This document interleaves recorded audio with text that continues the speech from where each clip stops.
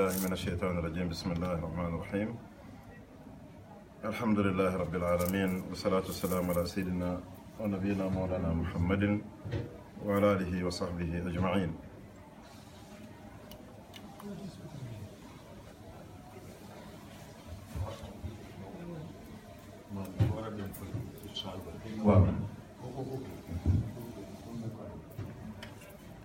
رب اشرح لي صدري ويسر لي أمري واحلل عقدة من لساني يفقهوا قولي رب زدني علما وارزقني فهما وصلى الله على سيدنا محمد النبي الأمي وعلى آله وصحبه أجمعين.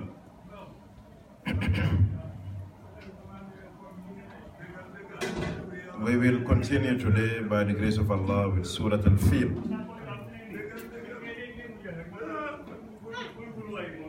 Surat al-Fiil, as we mentioned the other day, is very closely related with Surat Quraysh that we took earlier.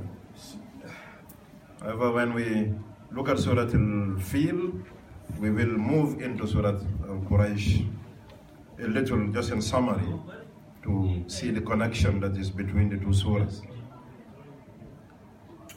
Most of you will remember in the Mawlid Nabi celebrations in the Gamos, when your readings of the Seerah, the life of the Prophet Muhammad ﷺ, that the year in which he was born is generally referred to as al-Fiil, the year of the elephant.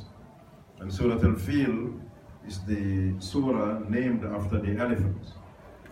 The reason is there's a story behind it, as with many ayahs of the Quran, but this has to do directly with the birth of the Prophet Muhammad ﷺ and some of the important incidents that happened just before and after, of course. Rasulullah ﷺ was born in the year al-Fiil, and the story of the elephant, a very interesting story, has to do with a viceroy or a governor, for that matter, of Yemen. The Yemen, which is the cradle of Arab civilization. That is where the Arabs came from, actually, Yemen. There was a governor there called Abraha al-Ashram. He was a governor, a viceroy of the king of Abyssinia, Ethiopia. Something very interesting in history is when you talk about African history, what usually they focus on is slavery and colonialism. But the facts are much greater than that. Our problem, however, is that we have still not taken over the reins and written our history for ourselves. And as the saying goes, until the lion stands up and makes his own narration, it is only the version of the hunter that will be heard. Abraha's story demonstrates, before anything else, that there were times actually when Africans from Ethiopia, Abyssinia, is a very old nation in Africa, ruled over Yemen, ruled over the Arab world, because the Arabs came from Yemen. And this Abraha was there as the viceroy or the governor of the king of Abyssinia. It was a Christian kingdom, Abyssinia, a Christian African kingdom. Another fact is that the oldest Christian church in the world and the oldest Bible are both from Ethiopia, Abyssinia. The Ethiopian Orthodox Church is the oldest church in the world, and the oldest Bible that is known up to this date is written in the Amharic language of Ethiopia. And that was also the first place of hijrah, of migration of the Muslims during the times of the Prophet Muhammad ﷺ. When oppression was unbearable to the first Muslims in Mecca, before Madinatul Munawwara, from where Islam spread to the rest of the world, the Prophet ﷺ instructed his Sahaba, those who could no longer stand oppression in Mecca, to migrate to Abyssinia. And he said to them, there is a king in whose land nobody is oppressed. And it is said that that king, Najashi or Negus, himself embraced Islam and became Muslim. These are very important things to note. Historians usually just gloss over them. They just mention them in passing. But I have not seen so far. Maybe those who know would tell us.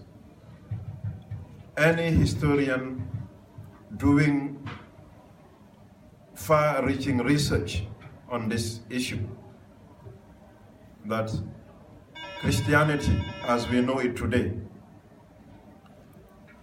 came into Africa before Europe. And the Orthodox Ethiopian Church is the oldest. The oldest Bible is written in Amharic. And African Abyssinians, Ethiopians, actually ruled over Yemen, the Arab world at the time. And the fact that Islam went to Africa first from Mecca, even before Madinatul Munawwara. These are things that we Africans need to research thoroughly and write about it and document it for our progeny. The story of Surat al-Fiil, however, Alam Tara Kaifa, has to do with Abraha, the viceroy of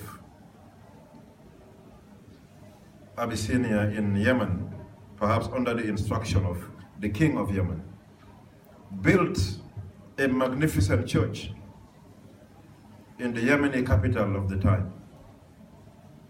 Aden, I think it was. And after he built it, he had one problem. That it was known at the time that the spiritual center, the trade center as well, the center that attracted most of Arabia, was in Mecca. For the Kaaba was a venerated place ever since it was built by Sayyidina Ibrahim alayhi salam amongst mankind. And even though Islam had not yet come, the Prophet Muhammad alayhi salam was not yet born, and the Quraysh, of course, could not have been Muslim, but still, because of the veneration of the Kaaba, all of Arabia was attracted to that place. And because Abyssinia was the power of the time in the region, and this church was built in the Yemeni capital under Abyssinian rule, the rulers thought that they would devise a way to divert people's attention from Mecca, from the Kaaba, to Aden, to Yemen, to their church. But these people in Mecca had no religion, and they had a religion. They knew about revelation when the people of Mecca were still polytheists. And it was said that when this became known, some of the Bedouin Arabs, or at least one of them, sneaked into this church at night and desecrated it. He relieved himself in the church out of anger and protest.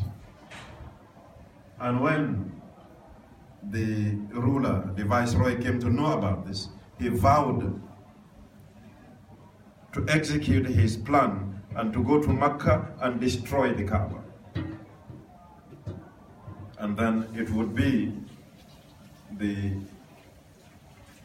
church in Aden, or perhaps Sana'a, that would continue as the center of focus for all spirituality in Arabia. And he said his army that would attack Mecca will not ride horses or donkeys or camels, but they would ride on elephants, because they had elephants that they used in the army as infantry. They set out for Mecca. This news reached Mecca, and at that time it was Abdul Muttalib, the grandfather of the Prophet ﷺ, who was the leader of Quraysh, the ruler of Mecca, if you like. When the army came and encamped outside Mecca, to put a long story short, Abraha sent for Abdul Muttalib. Abdul Muttalib had, in the meanwhile, instructed the people of Mecca that these people who we know are coming to attack us, physically we cannot resist them. We don't have the power to stand in front of them. Then my advice to you, he summoned his council, they deliberated, and they agreed that they would withdraw to the mountains, because Mecca was surrounded by mountains. They would seek refuge behind the mountains and would leave Mecca, evacuate Mecca, where he said to them, this house has a Lord who will protect it. They were polytheist people, but they knew that there was one Lord who existed above all. And when Abraha came and Abdul Muttalib went out to talk to him, Abraha asked, do you have any demands, any requests? Abdul Muttalib said to him, the only thing I seek of you is to leave our animals and property alone. Abraha said to him, but I'm disappointed. I thought you would stand and fight against me, resist, and defend your house. But all you're concerned about is your animals and your property. Abdul Muttalib said to him, yes, indeed, because those are within my direct control, but the house, the Kaaba, has a Lord who will protect it. Abraha dismissed the issue as nonsense. He said to Abdul Muttalib, fine, then you keep your animals, and as long as you don't resist us, you are safe, and your property. But what happened to them is what Allah subhanahu wa ta'ala narrates to us here in Surat al-Fiil, Alam Tara Kaifa. And this was the year in which the Prophet Muhammad ﷺ was born. A few months after the incident of the elephant, it was when he was born ﷺ. That's why the year was known as al-Fiil, the year of the elephant. Allah recounts, Alam Tara, have you not seen? Is a rhetorical question of which Allah subhanahu wa ta'ala himself provides the answer.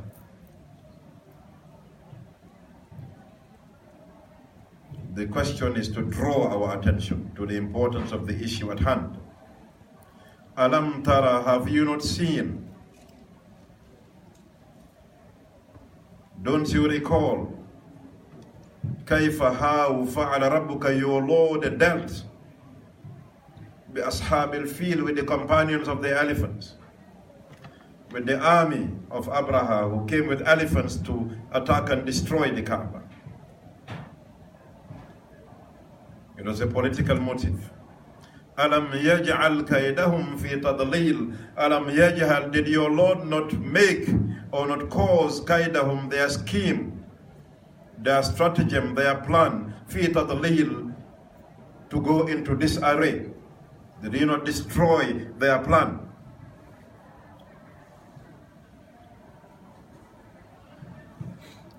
Wa arsala alayhim, and he sent upon them tayran, birds, flying objects, ababil, in droves. large amounts of birds, flying objects. Tarmihim, that pelted them, threw upon them, bihijaratin, stones, min sijil, from the fire of sijil. The fire of Jahannam, which breaks into pieces anything it touches.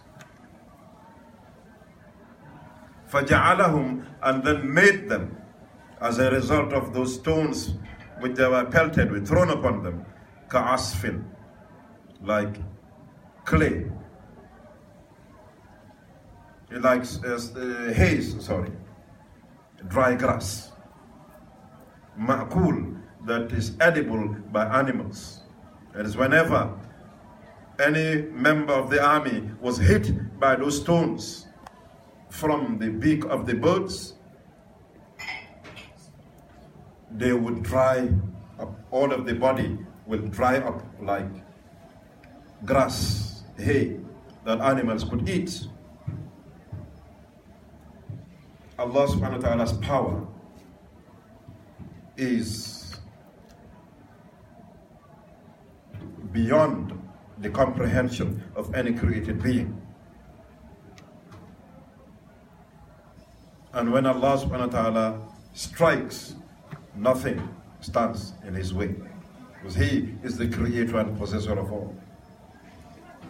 Abraha's army were destroyed in this way. Large birds in large numbers came flying over them with huge stones in their beaks of burning fire from Sijil. And these were dropped over them and they were turned into dry grass, dry vegetable. And the Kaaba was indeed protected. The connection between this and Surat Quraysh, in fact, some of the early scholars of Islam, including some of the Sahaba, had the opinion that the two surahs were actually one surah, and that Alam Tara Kayf, Li'ilaf Quraysh was a continuation of Alam Tara Kayf. Why did they think so? Though we know for sure they are two separate surahs. Allah gives the answer to Alam Tara Kayfa in Quraysh. Why did Allah destroy Abraha and his army? Li'ilaf Quraysh, so that Quraysh would remain strong and together,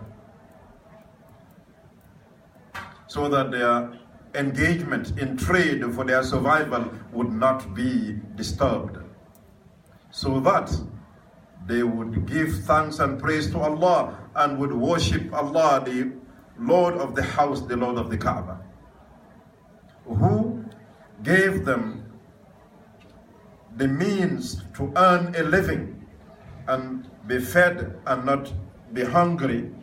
He gave them food security and gave them security from fear of attack by outsiders. أطعمهم من جوع وآمنهم من خوف. Thus in Surat al-Fiil, Allah teaches us some fundamental lessons. That when we truly believe in Him, trust in Him, depend upon Him, and act in accordance with His will, it is Him who will defend us against all enemies. When you are truly faithful, when you know that real power belongs to Allah, you trust in Allah, and you act in accordance with Allah's will, you are not oppressive, you are not corrupt, Allah subhanahu wa ta'ala will be your defender. And the birds that came flying are a kind of forerunner, or is where perhaps human beings got this idea of air defense systems. They're like fighter bombers, aircraft that fly and drop bombs upon enemy targets. But Allah's power is beyond the reach of any human being. Allah destroyed Abraha and his army to protect Mecca and to protect Quraysh. This is why Allah reminds them that was done لإيلاف Quraysh, to keep Quraysh together. إيلافهم رحلة الشتاء والصيف, so that their togetherness and their common trade routes in winter to Yemen and in summer to Syria would not be disturbed. But we also know from examining some issues in the Ilaf Quraysh that Allah guaranteed Quraysh security from hunger, food security, but did not just do so, but the Quraysh had to work for it. So one thing we are to remember is that the dependency syndrome that we particularly have in Africa will not help us at all. Yes. That living on charity, always begging, asking for handouts, will not bring any progress. No. That no matter how many aid agencies come to Africa, they cannot bring us progress or development. We have to do it ourselves. Mecca is an arid region, has ever been an arid desert region. At least as far as we know, or from this time of the birth of Rasulullah alayhi salatu wasalam. But they engaged in trade, and Allah has made trade and commerce permissible and has made usury and interest prohibited, haram. But work we must do to live, to survive.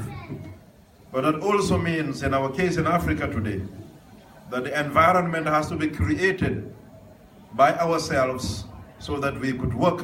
That means the requisites for that must be there, like good governance, eradication of corruption, education,